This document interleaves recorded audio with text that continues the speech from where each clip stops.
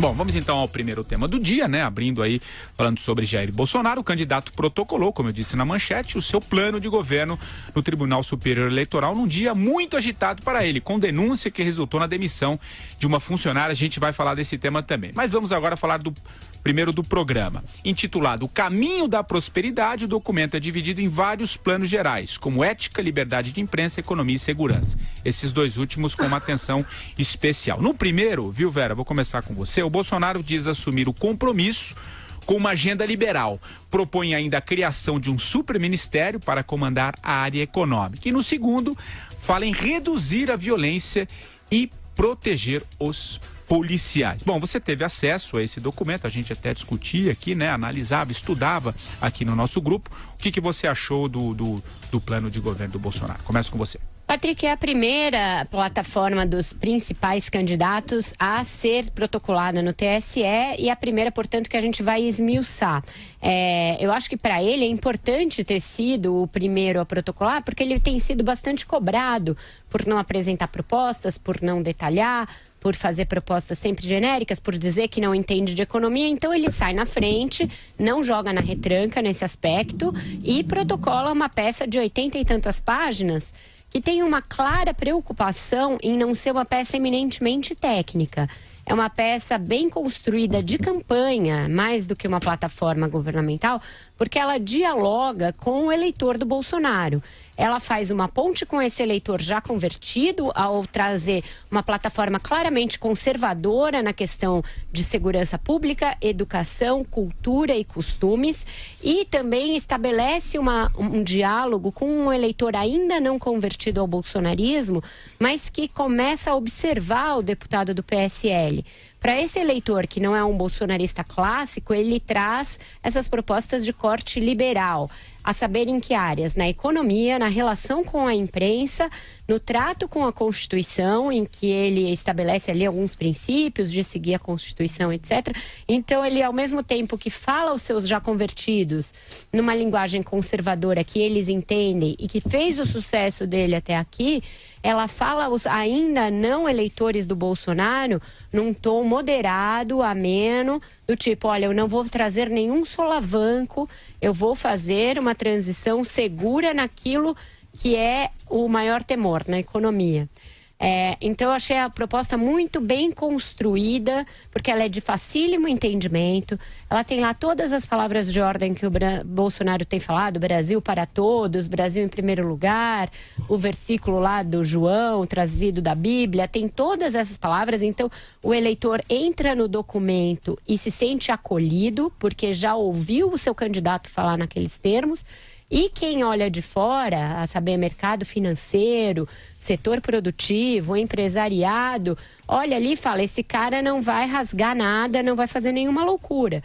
Então, a proposta que cumpre ali os seus aspectos. E mais, não o compromete naquilo que a Justiça Eleitoral agora estabelece, da obrigatoriedade de você protocolar uma plataforma de governo pela qual no futuro você pode ser cobrado, no tipo que a Dilma fez, propor uma coisa na campanha e fazer outra absolutamente diferente depois de eleita. Ele não propõe nenhuma meta específica, ele é bem genérico a ponto de não comprometer o Bolsonaro no futuro com cobranças do tipo, prometeu isso e fez aquilo. A não ser que ele venha com uma tutela para cima da imprensa, por exemplo, algo que ele diz textualmente, aí sim muito textualmente que não fará, a proposta é genérica o suficiente para não comprometê-lo no futuro. Bom, Andreasa, a gente já ouviu aí o que a Vera analisou, entre outras coisas, disse, né, que esse plano dialoga com o seu próprio eleitor, com o eleitor do Bolsonaro, e as suas considerações sobre o plano de governo do Bolsonaro. Vai lá. É muito consistente, coerente com aquilo que o Jair Bolsonaro diz desde sempre, especificamente nesse período de pré-campanha. É muito mal escrito, mas muito mal escrito, mas, ao mesmo tempo, claríssimo. Nesse sentido, a simplicidade que beira o simplório é um instrumento brilhante de comunicação.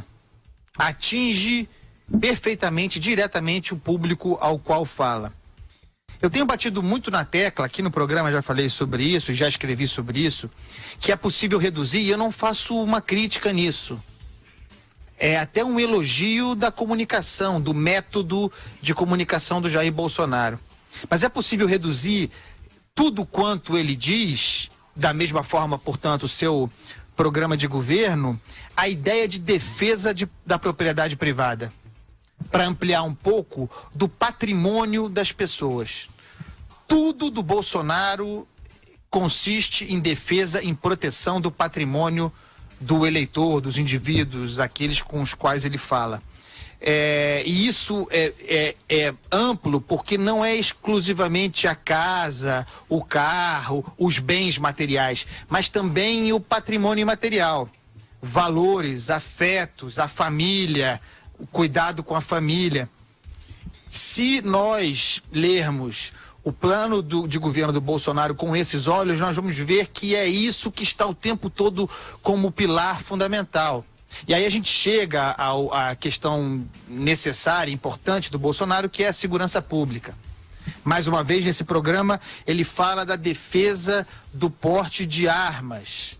Então, se eu estou dizendo aqui que ele faz uma defesa da propriedade privada, do patrimônio das pessoas, ao falar factível ou não, mais ou menos possível, da universalização do acesso à arma pelo cidadão, ele está convidando o indivíduo a participar da solução. Esse discurso, minha gente, é irresistível. Todo mundo é suscetível a esse canto. Por isso o Bolsonaro vem liderando e pautando o debate público há tanto tempo. Na área econômica, é possível sim considerar esse plano liberal. É liberal. Vejam, nós estamos falando aqui, não podemos ser rigorosos com o Bolsonaro como não seremos com os outros.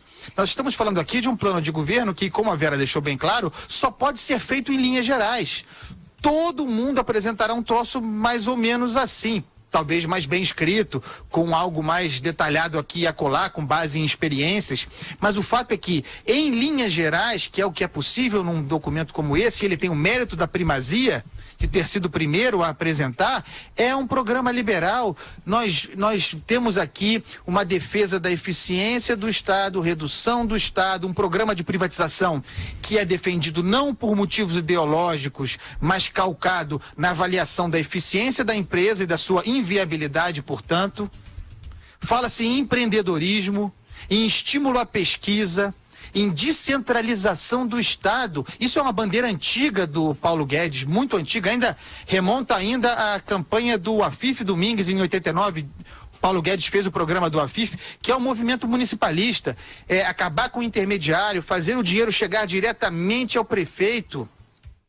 Tem coisas interessantes aí apresentadas que, como a Vera disse, também enfrentam a fama do histórico do Bolsonaro. O histórico do Bolsonaro, a sua vida pública é antiliberal, é estatizante. Nesse programa ele fala para o seu público habitual, porque é um programa conservador, e também fala para os que ele quer conquistar. Aí, no caso, a plataforma liberal. Depois a gente fala mais. Marcelo Madureira, o que você achou do plano aí divulgado hoje pelo Bolsonaro? Como a Vera já disse, não se trata exatamente de um plano de governo. É mais um panfleto, né? É mais um material de campanha, né? E aí começa pelo título, O Caminho da Prosperidade, é um nome que eu acho inadequado, né? Soa quase a uma promessa incumprível, né? Mas existem dentro dessa peça de campanha, digamos assim, alguns aspectos que eu achei bastante positivos, outros nem tanto, né? A própria preocupação de sublinhar a importância da gestão na coisa pública, que está percebido em todo o documento, me parece uma tendência positiva, né, de uma maneira geral nas propostas de todos os candidatos, mas está explicitada ali na campanha do Bolsonaro. A questão, por exemplo, do combate à violência, onde eu esperava que houvesse um detalhamento maior com relação às medidas, né, justamente pelo Bolsonaro e o seu vice, o general Mourão, terem uma ligação com as Forças Armadas, com o aparelho de segurança, eu achei confuso, né, e eu acho essa aventura de convidar a população para combater a violência de uma maneira, digamos assim, ativa, armada, me parece, no mínimo, uma proposta muito arriscada, né? Para não dizer irresponsável. Por outro lado, ele se compromete, por exemplo, com a volta, né, em patrocinar as 10 medidas contra a corrupção, né, que o nosso Congresso tratou de enterrar. Aí eu venho a questão fundamental da obra como um todo. Ali apresenta o documento, ele apresenta uma série de desejos. Diria até a maior parte desses desejos absolutamente legítimos e absolutamente assim coerentes, né, com o que a população de um modo geral quer. Mas são desejos. Ele não fala ali como ele pretende, como o governo Bolsonaro pretende conquistar, né, convencer o Congresso, convencer a população, né, como atacar o corporativismo. Como é que você vai equilibrar as contas públicas, né, se você não combater firmemente o corporativismo, não enxugar a máquina pública, não fizer uma reforma profunda do Estado, mandando gente embora, né? Fica complicado. A questão, por exemplo, que está ali num cantinho, mas é ambígua a independência do Banco Central. O Banco Central é formalmente independente, porém a sua política fica subordinada ao Ministério da Fazenda. E isso me pareceu também confuso, ambíguo, pouco explicado, e para mim isso é uma questão fundamental. Eu não sei se eu já comentei a parte a proposta de reduzir ministérios. É uma ótima proposta, né? É bem lógico. Não sei se é exatamente esses 23 ministérios que ele compõe. No Brasil, no início da República, eram 12 ou 13 ministérios que tocavam o país, né? Satisfatoriamente, né? Não é a quantidade de ministérios. E essa questão da família, aí que eu tenho um grande, digamos assim, quando você fala, né, é uma proposta conservadora. Mas se você ser conservador nos tempos que correm, eu perguntaria hoje, do ponto de vista sociológico, como é que o candidato Jair Bolsonaro entende o que é o núcleo familiar? Ele mesmo, né, que tem filhos que são meio-irmãos, por exemplo, né? Ele se casou 2 vezes, a mulher dele... Enfim, como é que ele definiria o núcleo familiar e quais seriam esses valores, por exemplo, né? Isso tudo, aí você cai realmente no perigoso terreno do moralismo e da demagogia, né? E eu, claramente, por exemplo, eu digo hoje que a família brasileira, ela é claramente comandada pela mulher, né? O núcleo familiar hoje é a mulher, né? Que eu acho ótimo, eu acho muito bom, né? A cabeça da família brasileira são as mulheres. Enfim, é um documento, são vários aspectos, um documento, né, vasto. Eu convido aí aqueles que nos acompanham a darem uma boa lida, dar boas discussões. Isso é importante. Suscita boas discussões, obriga a gente a mergulhar nas questões nacionais. Isso é positivo. E é verdade quando a Vera diz que, de certa maneira, ele sai na frente, porque estamos aqui discutindo o que interessa, de fato, o que virá em outubro. O Madu, Vera, trouxe alguns aspectos importantes, alguma dúvida, principalmente na área econômica, que a gente podia talvez detalhar, que inclusive é a pergunta que a gente faz aqui pro nosso ouvinte, pro nosso internauta. Você também vem assim nessa área econômica? A proposta é vaga e é propositalmente vaga, e eu acho que assim será a maioria das propostas. Eu tenho dúvida, por exemplo, em relação talvez a do Alckmin, que tem procurado fazer uma coisa mais detalhada, e a do Ciro Gomes, que no detalhamento é que deve se perder, porque é justamente no detalhamento daquelas propostas mirabolantes dele que reside uma boa dose de dúvida do mercado. O Bolsonaro não quis correr esse risco. Tem método nisso. Na área econômica, ele fala algumas coisas que são surpreendentes até para ele. Ele fala em venda de ativos de uma maneira bastante aberta, bastante clara, algo que no passado do Bolsonaro como deputado ele era contrário. Então há aí, agora por escrito e agora chancelado e consignado como uma proposta de governo, uma mudança conceitual, sim. Nessa questão da família, a que o Madureira se referiu, a proposta é claramente conservadora, ela é feita para ser assim, ela cita até versículo da Bíblia, mas ela dá uma leve atenuada, uma pincelada em tons pastéis, no que também foi o Bolsonaro no passado, ao dizer claramente, seja qual for o tipo de família, o Estado não tem nada a ver com isso, é da designação de cada um, decidir que tipo de família é o seu, todas têm de ser toleradas. Então ele faz um aceno algo mais tolerante. Ele também não vai sair rasgando a fantasia, não é este candidato. Ele não fala para este público, ele não quer este eleitor. Ele quer um eleitor que seja conservador nos costumes e liberal na economia. É um tipo de eleitor brasileiro. Existe um mercado para este eleitor no Brasil, ao qual ele claramente quer falar. E não é o único que tem feito, tá? Isso. O Henrique Meirelles faz uma campanha nesse corte, o próprio Geraldo Alckmin faz uma campanha nessa linha. Não é diferente do que tem feito o Álvaro Dias e até o João Amoedo, do Partido Novo, que é o partido mais liberal ali, liberal, já nasce liberal desses todos. Ele tem também um receituário mais conservador no campo dos costumes. Então, esse é o liberalismo à brasileira que nós temos. Não é um liberalismo estrito sensu, é um liberalismo mais amplo. Então eu acho que dentro dessas balizas a proposta é sim coerente, ela é vaga propositalmente, mas é sim coerente.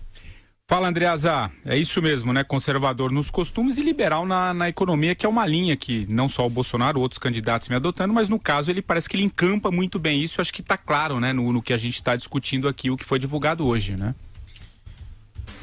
Com a seguinte ressalva: o Bolsonaro tem o histórico de conservador nos costumes, provado, né? Sua atividade pública demonstra isso.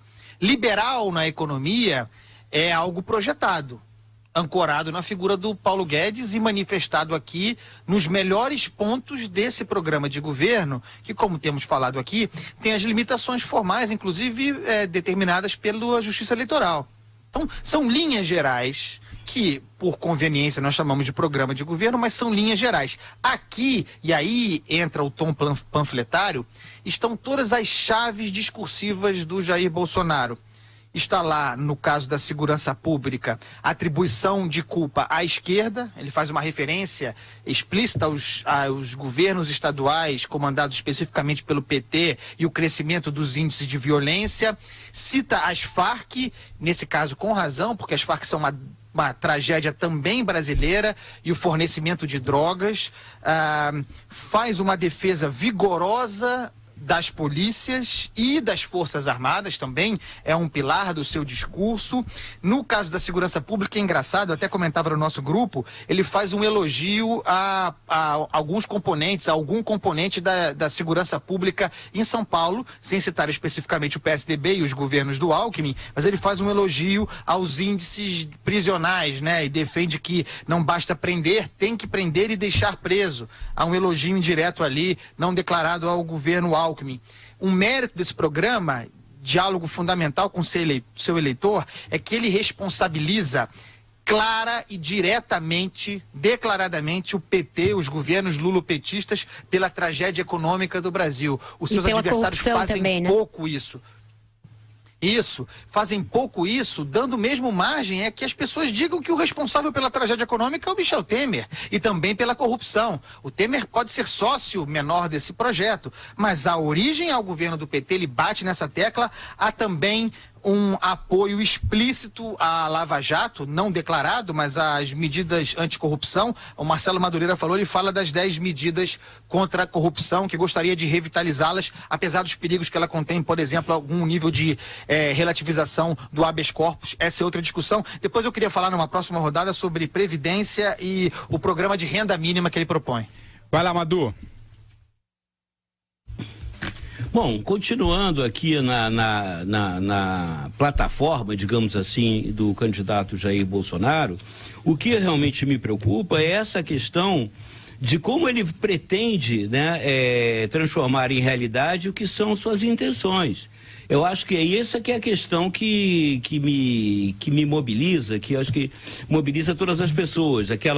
Essa questão, por exemplo, eu não vi, pode ser que tenha me escapado, eu não vi em nenhuma passagem, nenhuma citação da questão de combate ao corporativismo, né? Ou de como você, não dizia nem combate ao corporativismo, mas como você vai poder equacionar os diferentes segmentos, né? As diferentes corporações que compõem o país hoje em dia em interesses conflitantes e que transformam, né, as contas públicas numa caixa negra, numa caixa preta explosiva. Aqui, por exemplo, na parte de desafios urgentes, né, ele coloca a questão da violência. Os 5 primeiros pontos são referentes à violência e tráfico de drogas. Nunca não acho isso, não acho esse ponto que não sejam importantes. Mas, por exemplo, a questão das contas públicas, ele só coloca, ele nem bota um item, né? Um Brasil em rota fiscal explosiva, né? Ponto de exclamação. Isso para mim não quer dizer nada, né? Da mesma forma que ele fala, meramente constatação, educação e saúde à beira do colapso. E aí? Né? Infraestrutura insuficiente e deteriorada, certo? Mas com que dinheiro o Estado vai investir em obras de infraestrutura se tudo que você arrecada vai para custeio, né? E aí ele repete ainda, diz respeito à vida, à propriedade privada. Cara, acaba redundante. É mais uma obra, me parece, mais uma obra de campanha do que digamos assim, do que um plano de navegação. Então, isso que essa seria a crítica maior que eu continuaria fazendo aqui ao documento do Bolsonaro. Mas, quero repetir, né? Já é um bom começo, porque estabelece realmente o que precisa ser discutido. A agenda realmente, em vez de ficar discutindo se Lula deve ser solto ou deve ser preso, aqui estão pontos que devem ser discutidos e que são um convite ao eleitor a se enfronhar nos assuntos, a pesquisar, a se inteirar e tomar posição. Isso eu acho extremamente positivo. Vera, mais alguma coisa para a gente fechar o plano de governo? Sim, porque eu acho que a Previdência é importante falar mesmo. Ele é muito vago. Aí, nesse caso, eu acho que é irresponsavelmente vago em relação a um tema que é candente, é urgente. E é preciso que os candidatos se posicionem, porque é controverso na sociedade. Então, para um eleitor do Bolsonaro, e deve ter muito aposentado, deve ter muito servidor nesse público aí, bolsonarista, é importante saber se, afinal de contas, ele vai fazer reforma da Previdência ou não. Eu acho que hoje essa é uma linha de corte fundamental entre os candidatos. Aqueles que acham que a Previdência tem de ser reformada e aqueles que acham que não, que outras medidas você pode, tal. Então, ele se omite nesse ponto e isso eu acho que é algo pelo que ele será cobrado. Porque numa proposta de corte liberal que fala em ajuste fiscal, etc., é fundamental você dizer onde você vai fazer o ajuste. O ajuste se faz no gasto, né? Prioritariamente no gasto. Não basta, essa coisa tipo cortar ministério pode soar bonito, mas é enxugar gelo, é pequeno perto do volume que você precisa cortar. Isso é importante que o nosso ouvinte, o nosso internauta tenha certeza e consciência. Corte de ministério, corte de privilégios, tudo isso é importante, é bonito, porém não resolve o gravíssimo problema. Então, acho que essa é a parte em que a proposta é mais omissa. É para você também, Andreasa? Pois é o ponto delicado da proposta do Jair Bolsonaro, a questão da Previdência. Ele fala quase como um biombo de um processo de capitalização paulatina da Previdência, oferecendo alternativas para os trabalhadores, um programa de transição, mas em nenhum momento ele enfrenta aberta e declaradamente a questão do sistema previdenciário do funcionalismo público, onde está contido o regime especial dos militares. essa é uma questão delicada para o Jair Bolsonaro, que ele não enfrenta em seu programa de governo. Do ponto de vista político-eleitoral, acho que ele está certo em não apresentar e não explorar, mas ele precisa ser cobrado a esse respeito, inclusive pelos adversários. Porque a questão do privilégio e o regime previdenciário dos funcionários públicos, especificamente dos militares, apesar da condição especial, isso é compreendido pela sociedade como um conjunto inaceitável de privilégios. E a atuação pública do Jair Bolsonaro ao longo dos anos, diminuída ou atenuada recentemente, é uma defesa explícita de corporação, do funcionalismo público, especificamente do setor militar. Então, há uma fragilidade aqui, e há, porque me parece ser aqui que reside no enfrentamento dos privilégios, alguma incoerência por onde o Bolsonaro pode perder votos. Além disso, ele fala de um programa de renda mínima. Patrick Santos cita, inclusive, o grande Milton Friedman como ideólogo do imposto de renda negativo, que seria um programa universal e que pagaria para todos um valor maior do que aquele pago pelo Bolsa Família.